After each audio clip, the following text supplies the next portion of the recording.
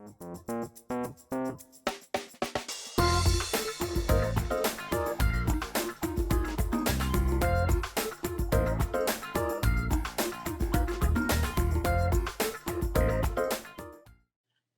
welcome to the Market Carver. I'm Adam Harter, Chief Investment Officer, along with Andrew Thrasher, Chartered Market Technician and Portfolio Manager. Thank you. It's nice to be back after a Thanksgiving hiatus as we jump right back into it and take a look at things going on in the market. We do have three things for you. Not a real lengthy topic, but a couple of updates as we always do, technical. And then we're going to take a look at corporate plans, one of those longer term kind of bigger, multi-decade type developments. So not something we talk about a lot, but we'll dig right into that, starting with corporate plans, or we might say retirement plans. So you guys all know that the traditional defined benefit or pension plan has long been away and been replaced by defined contribution plans, as you'll see on the chart we're going to throw up here. That ever since going back to the 80s, the IRAs, individual retirement plans, and defined contribution, those are the blue, the bottom two, have become the bigger piece. If we were to go back and look at the 40s, 50s, 60s, into the 70s, then we see the private pension plans, both in the government side and the private sector. That would be the gray and the green. They were bigger pieces of it and have settled down. And we've kind of fit this nice little realization that we're just here to stay with your traditional defined contribution, which is 401k. By and large, but also 403b and some other lesser known things. But that is the retirement system. That hasn't changed a whole lot. But oftentimes you see a big leader make a change in this, where if enough other leaders, big companies follow, you can tend to see change in that environment. IBM really made a pretty big splash and change to their plan.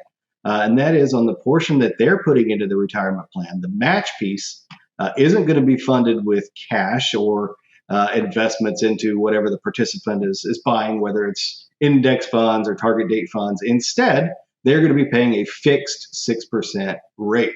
And so if that were to continue, it could have big implications. It's noticeable because IBM has $2.2 billion annually that they match, just a staggering amount, just thinking about that.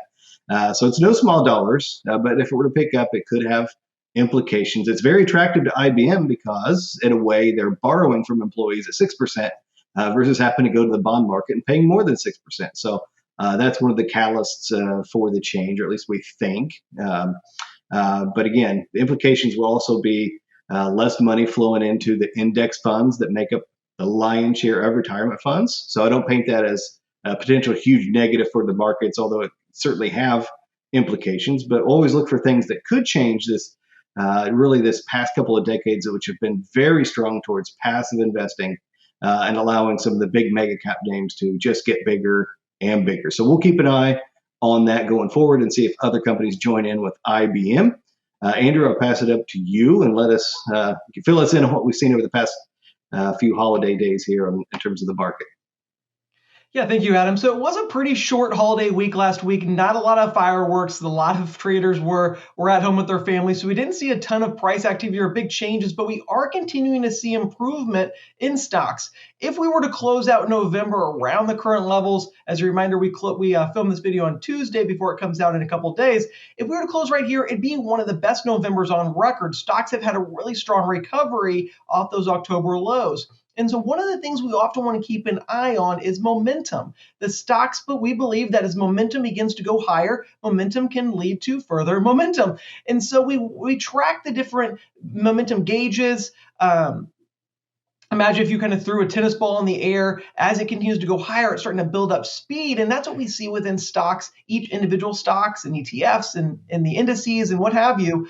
And they can get to the point where that momentum, that strong momentum, can be a little bit unsustainable. And that rubber band, if we were to stretch a rubber band, it can only go so far. And so we look to see how many stocks are experiencing that type of level of momentum to where it's getting to be a level that's just unsustainable. And that would be what we consider RSI above 70. Relative Strength Index is one of the indicators we use. When its reading gets above 70, that's when we start saying that this stock may be overbought. Whereas if it's going down and we see that indicator get below 30, we say that stock is possibly oversold.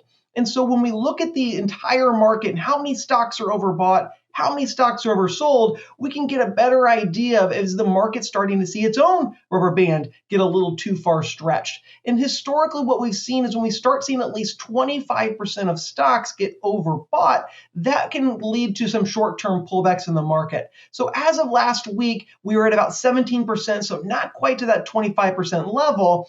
But we are getting a kind of longer in the tooth for the current trend as momentum has been so strong, it's getting up to those higher levels that we do want to be cautious towards. We can see on the chart below, you can see back in the summer of last year, and then again around February of this year, where we did hit those types of levels to where the market was just getting a little overheated, and we saw the market then pull back. And so we're starting to see get closer to those types of levels now. Again, at 17%, we're not quite to 25, but we are seeing a lot of stocks that are a little bit overextended from a momentum standpoint.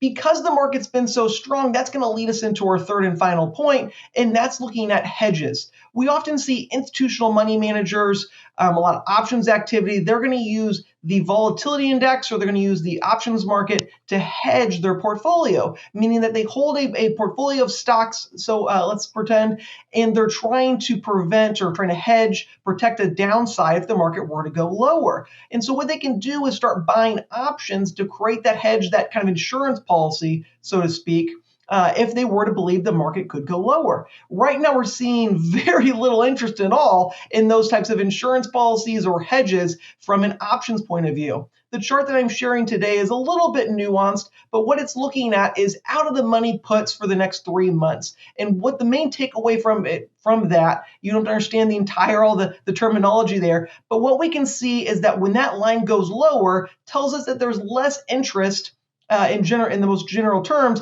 of interest in people buying these hedges or these insurance policies. As of last week, this level got a multi-year low. You can see it's below the COVID crash lows going all the way back to 2019. What that's telling us is the market could be a little over complacent at this point. And seasonality tells us that we traditionally do see the market continue higher into the year end, and that might just be overly bought into. And so now we're seeing very little protection being bought, a few less hedges, less insurance policies on portfolios, telling us that sentiment is getting maybe a little bit overheated, just like momentum is getting a little bit overextended. So this doesn't necessarily mean that the current trend, if this were to cause some bearishness to enter the market, doesn't mean the current trend has to roll over and reverse and we give back all the gains that were obtained in November, but we do believe it would be very healthy to see some digestion, some sideways price activity, and maybe that could potentially set up for that year-end rally that we would all be welcome to see happen. But we are starting to see momentum get a little extended. Sentiment, people are getting pretty bullish. No one's really wanting to buy an umbrella. Maybe that doesn't necessarily mean it's going to rain, but it's just something we want to be cautious towards when sentiment starts to get a little overheated. So again, this is looking a little bit shorter term. We know our focus is much longer term, but in the shorter term, the next couple of weeks, things are looking a little stretched for us right now. Yeah, that's the one guarantee we can make in financial markets is the Howard Marks pendulum that will always swing between pessimism and optimism, and That's right. We're just in one big swing of the clock there. So thank you as always, and thank you to you guys for sticking with us and giving us a few minutes of your time. As always, if we can be of service, please by all means give us a call, 800-928-4001.